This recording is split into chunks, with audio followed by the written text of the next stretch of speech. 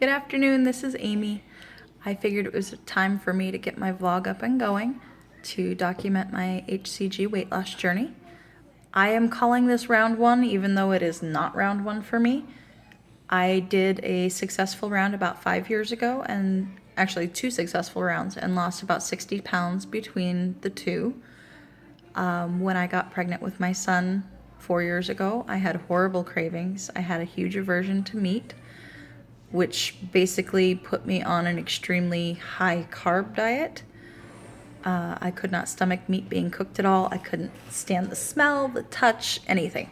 So I had hardly any meat, any protein. It was all breads and pastas and rice and potatoes because that was all I could stomach. So I gained everything back, and he just turned 3, so I figured it's high time that I really get my butt in gear and get this done.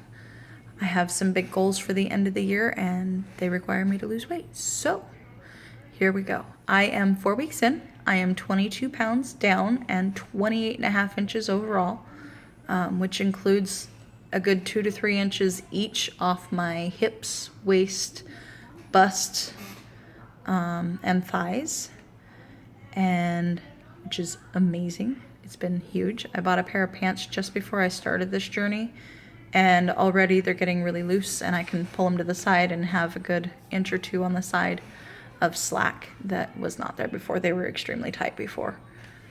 So that's awesome. Couple things I'm doing different than strict protocol.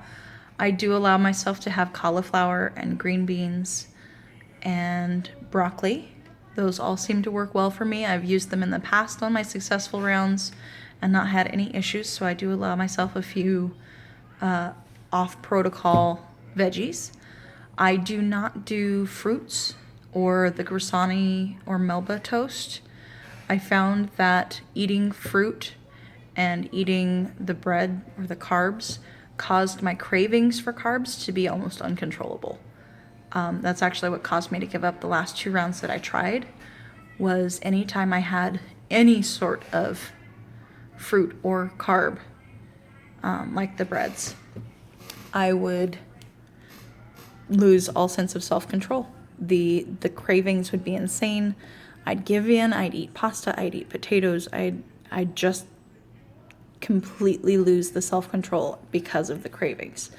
So this round I have done no fruits, no Grisani. It's very much in that ketosis state of the diet. Just meats and vegetables, that's all I eat. So it works really well. I haven't had any cravings this round. I haven't had any of the mental struggles this round that I experienced in the couple attempts that I had before this. The last couple attempts I had before this, I would get to 288 and I'd quit. That became my body's set point, was 288.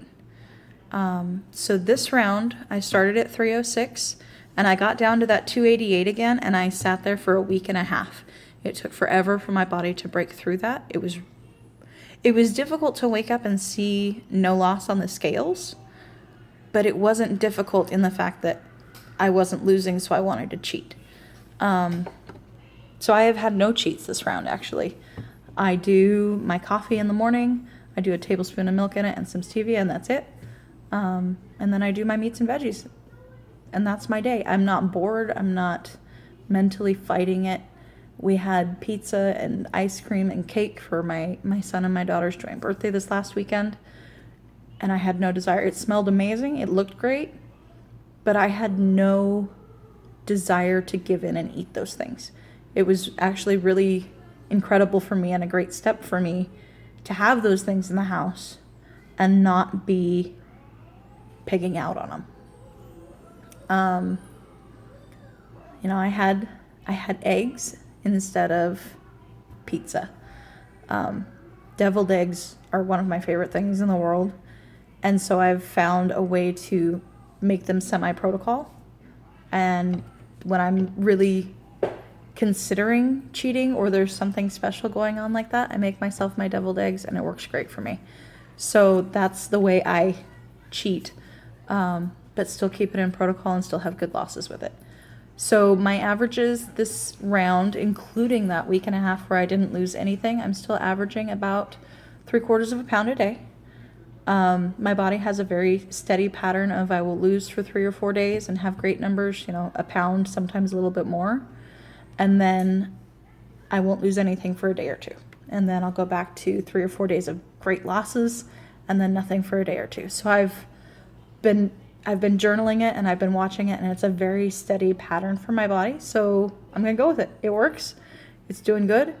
So I'll take that as a positive. Let's see, a couple, journey successes so far, I guess. Little victories. I bought a pair of pants right before I started this journey, and they were very tight, very, very tight. And now I've got a good inch or two slack at the hip when I pull it to the side. It's very definitely stretchy and loose.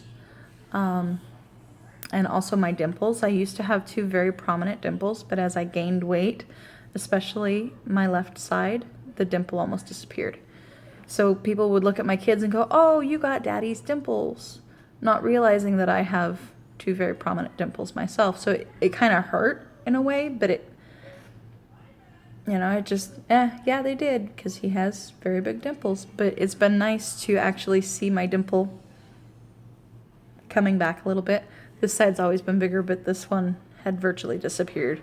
So I can tell already my face is slimming down.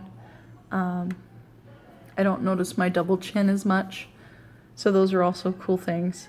And I've lost like 1/2 inch in my wrist. What a weird place.